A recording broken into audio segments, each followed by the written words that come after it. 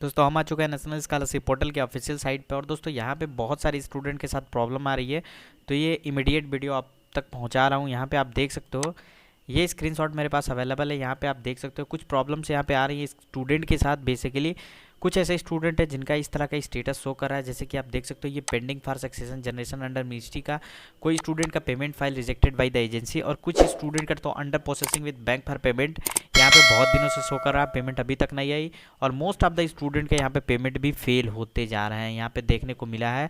जो भी स्टूडेंट यहाँ पे अप्लाई किया हुआ है उन सभी का पेमेंट कैसे आएगा इस वीडियो के अंदर बताएंगे, और पूरी चीज़ें आप इस वीडियो को कंप्लीट वॉच करिए। यहाँ पे आप देख सकते हैं जीमेल यहाँ पे आया है, मेल आया है मिनिस्ट्री की तरफ से, और जो भी पीएफएमएफ या फिर हेल्प डेस्क कह लीजिए, वहाँ से बताया गया कि आपको क्या करना होगा फर्दर। ये मैं इस वीडियो के अंदर कवर अप करने वाला हूँ। फाइनली दोस्तों, जिन स्टूडेंट के यहाँ पे pending for succession generation under ministry हुआ, मतलब कि आपका जो पेमेंट फाइल है वो मिनिस्ट्री के पास है, सिर्फ और सिर्फ आपको मेरिट लिस्ट में सिलेक्शन हो गया और application send to PFMF for payment हो गया है। और उसके बाद से जो payment not initiated for the beneficiary show करता है पीएफएमएफ के ऑफिशियल साइट पे, उसके बाद से जो स्टेटस शो करता है वही करता है payment pending for succession generation under ministry.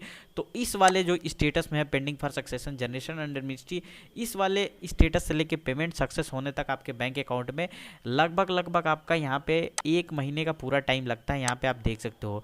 दूसरी बात यहाँ पे आप देख सकते हो, दूसरा जो अपना स्टेटस है payment file rejected by the agency, मैं अभी आपको मेल भी दिखाऊंगा, सारी चीज़ें आप यहाँ पे देखेंगे। पहले एक बार मैं एक्सप्लेन कर लूँ।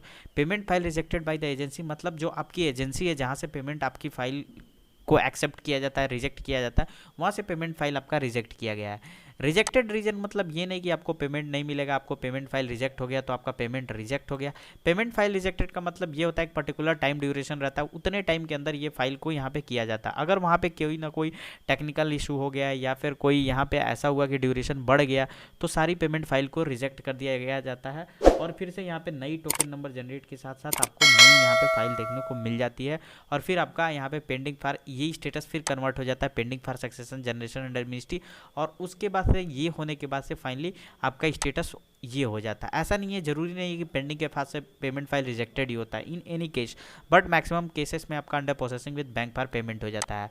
ये स्टेटस होने के बाद से आपको गारंटी के साथ में बोल रहा हूँ 24 टू 48 आवर्स के अंदर, ऐसा रूल है यहाँ पे कि आपको 24 टू 48 आवर्स के अंदर आपको पेमेंट आपके बैंक अकाउंट में मिल ही जाता है। लेकिन दोस्तों यहाँ पे कुछ समय यहाँ पे इशूज़ ये आ रही हैं कि यहाँ पे काफ़ी ज़्यादा यहाँ पे काम बढ़ जा रहा है, जिसकी वजह से ये लोग स्टेटस को पहले ही अपडेट कर दे रहे हैं और बाद में ये आगे की प्रोसेस कर रहे हैं।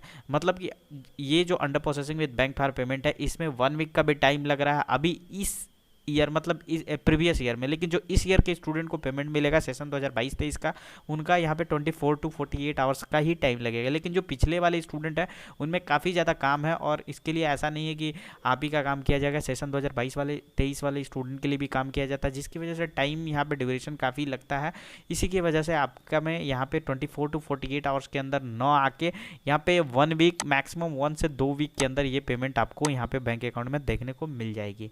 अब जो बात आती है, ये तो सारी चीज़ें आ गई पेमेंट का।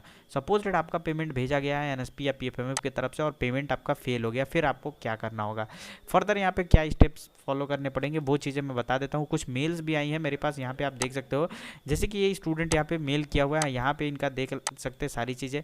लिखा गया PFMF report indicate that credit has failed due to the debit failure and failure reason any other reason, कुछ भी हो सकता है यहाँ पे बताया गया है। मतलब ये डेबिट फेलर है, पेमेंट में हो सकता है कि आपके बैंक अकाउंट में कोई दिक्कत हो, बैंक अकाउंट एक्टिवेट ना हो, बैंक अकाउंट उस वक्त रिस्पॉन्ड नहीं, कभी कभी आप गूगल पे से या फ़ोन पे से पेमेंट करते हो, कभी कभी बैंक आपका रेस्पॉन्स नहीं करता है, पेमेंट नहीं जाता है कुछ देर के लिए, तो हो सकता है कि उसी टाइम आपके बैंक में ये अमाउंट ट्रांसफ़र की जाती है, तो कभी कभी तो वो बाद में भी आ जाता है, और कभी कभी ज़्यादा भयंकर सर्वर ट्रैफिक होती है जिसकी वजह से आपकी अमाउंट फेल हो जाती है।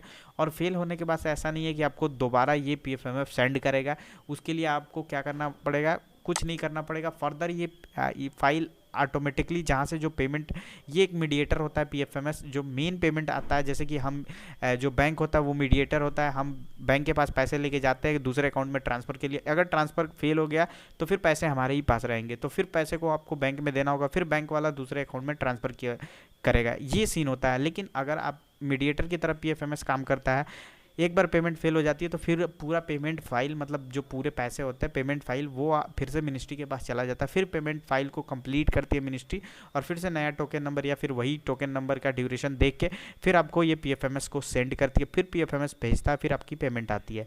तो एक बार पेमेंट फेल हो जाता है, पूरी फाइल आपकी मिनिस्ट्री के पास ट्रांसफर हो जाती है। ये सिर्फ एक ही रीज़न नहीं है, यहाँ पे एक ही मेल नहीं है, दूसरे मेल में भी दिखा सकते हैं। यहाँ पे देख सकते हो ये भी लिखा हुआ है हेल्प डेस्क, देख सकते हो हेल्प डेस्क nsp.government.in।